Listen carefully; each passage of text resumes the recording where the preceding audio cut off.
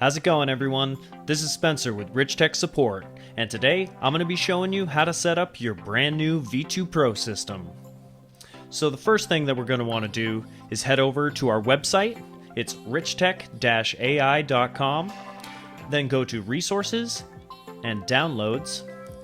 And this is going to be the area where you'll find all of the firmware updates and all of the relevant applications. So we're going to download the new V2 Pro update. You can see that we've included patch notes with it. And if you don't already have it, you're definitely going to want to get the config tool.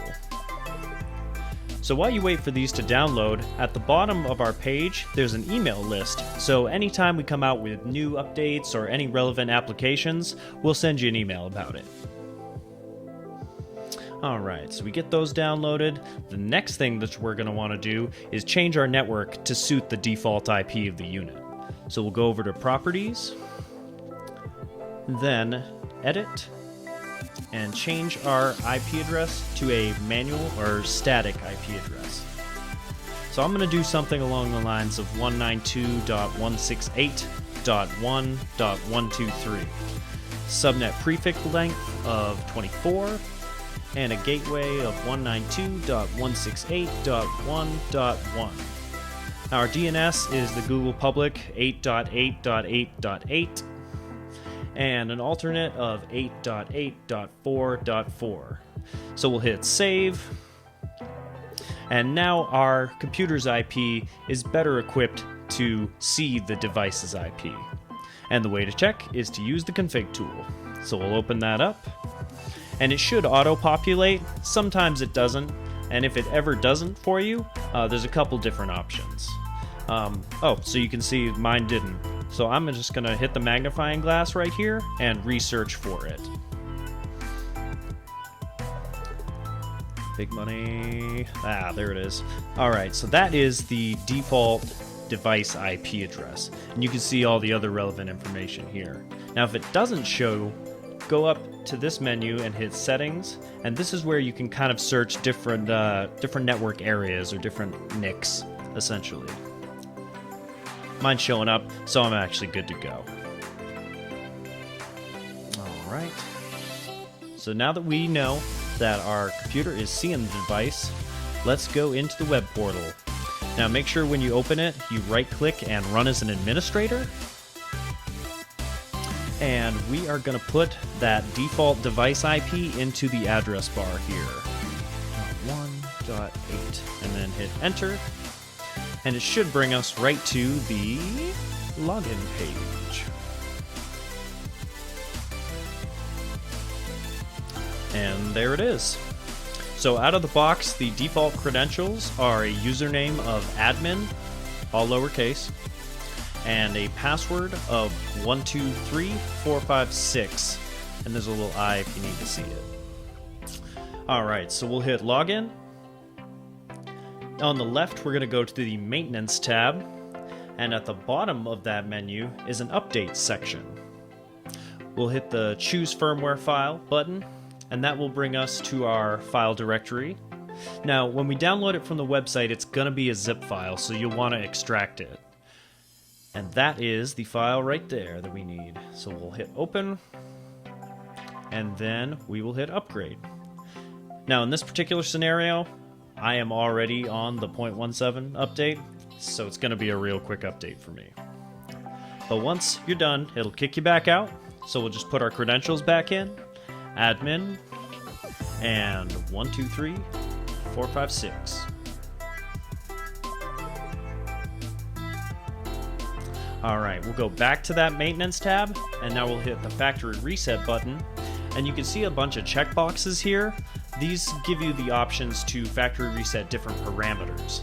I don't need to, so I'm just going to put the password in, just do a simple reset, and hit submit.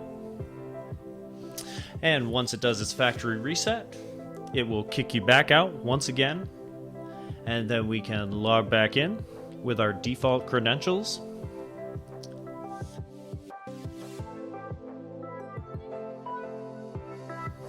Admin, and 1, 2, 3, 4, 5, 6. Alright, So the next thing that we're going to want to do is change our network settings back to something a little bit more usable. So we'll go to the LAN settings, and you can see we have a bunch of options. Since I'm running a Soho network, I'm probably just going to use DHCP. So I'm going to hit enable, and then hit save. It'll prompt me just telling me that the device is going to need to reset. It will need to do that just about any time you change anything in this particular page. Now, to match up with that, I need to turn my DHCP back on. Alright. Change it to automatic. Hit save. Now I'm just going to close all my windows again. And one of the coolest things about this most recent update is you can use Chrome or Microsoft Edge. Personally, I like Chrome. So I'm going to open up that and then type my IP address, although I don't know my IP address. So I'm going to go to the config tool and see if it changed due to the fact that I am now using DHCP. And look at that, it has changed to a IP address more suited to my router. So I'm going to go back to Chrome and I'm going to type in that exact IP address into my search bar, same as before, and then hit enter. So you can see it works here, and then if we go over to Microsoft Edge, type in the same IP address,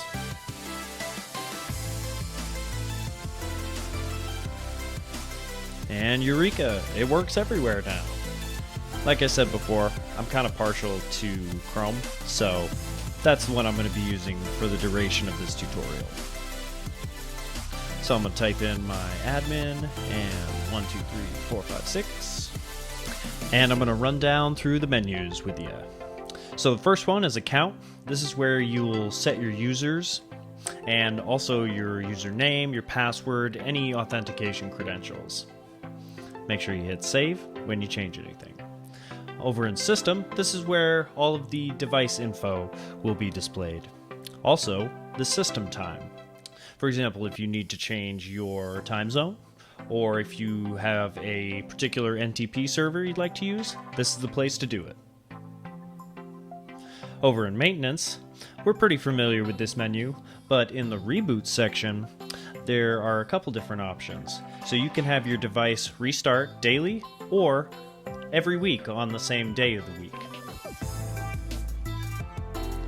In the screen menu, you'll see 3 options. Auto mode, which functions like a motion sensor. Always bright is a continuously on screen. And the time option gives you the option to set a time range. For example, if your hours were 9 to 5. And always make sure that you hit save when you're done. Although I do like to keep mine on auto mode. Saving it. In the Network tab, we'll see the LAN section that we worked with before, where you can change the DHCP, the IP, or the DNS options. We also have an Advanced tab, which gives you the option for email notifications, FTP, and RTSP feeds. So automatically there is a SMTP account loaded in. All you got to do is turn the authentication on and put your email address into the recipient email. Make sure that you hit save when you're done, and then you can hit test and just see if that's going to work for you. Alright, let's see if it's in my email. And look at that. Notification from AATSS. All the information you need right there. And that's the process by which it will send you abnormal temperature notifications as well. Moving on to the FTP server. Normally this is blank. I just have mine in there right now. And the RTSP allows you to link to a, say, a VLC player for a live stream. Down under the AI settings, this is where the functionality can be changed on the unit. default, save it. There's an option to turn face recognition on or off. You've got face matching, sensitivity. You can enable a custom pixel size for the pictures the device takes. There's a detection interval. This functions as, let's say for example you have a lot of people. This is how long it will wait in between its scans, so it doesn't scan the same person like 100 times. You can turn liveness detection on or off. Threshold. Similarity is how close to the existing picture you have to be for it to recognize you. We've got mask detection, temperature screening, and a new function that we added for this firmware is the ability to type a range in. It does have to stay within the parameters defined below. So for example, if I wanted to purposely alarm the unit and I tried to put in 96, and then when I hit save, you'll notice, oh, it changed back to 99.5. That's because you have to stay within those parameters there. You can also enable the FTP, the face tracking, and I always like to keep face and screen on. Once again, make sure you hit save when you change anything. Moving on, face library. This is where your database will live. So, for example, I have somebody in front of the camera named Spencer Samal. Gonna punch their ID number in and take a picture. I'm gonna run in front of it real quick. Whoa, terrible picture. However, it's there. So, what I can do next is add it to my whitelist, or if I know I have a better picture, which I know I do, I'm gonna import one. And where is it? And yep, there it is. Alright, so I found my better picture. I'm gonna import that one instead. And as you can see, it actually dropped the info in, so I'm gonna hit add to whitelist. It's not taking it, and I'll tell you why. There is a space in between my first and last name, so just make sure that there's no space there. Then I hit add to whitelist, and boom, it's good to go. So then over in the list area, you can see all the people that you've dropped in. For example, I am now in there. You can also go over to the records tab, where it will show you all the scans that it's done so far. You'll notice that there's no pictures there right now. So what I'm going to do is I'm going to just scan a couple more times now that I'm in the database. Go back to records, and look at that. There I am. You notice the snapshot still doesn't have anything there though, and I'll show you how to fix it. Over in the integration tab, there's a lot more options. You can see the integration mode between door mode or alarm mode, the UI refresh, the user info display, the temperature display, and the next one is the option that we're looking for, save snapshot. So we will want to enable that to be able to see a snapshot next to our existing database photo. You can also click some of the options that will allow or not allow people through. Always hit save, and now I'm going to do a couple more scans and see if we get both pictures. Alright, moment of truth.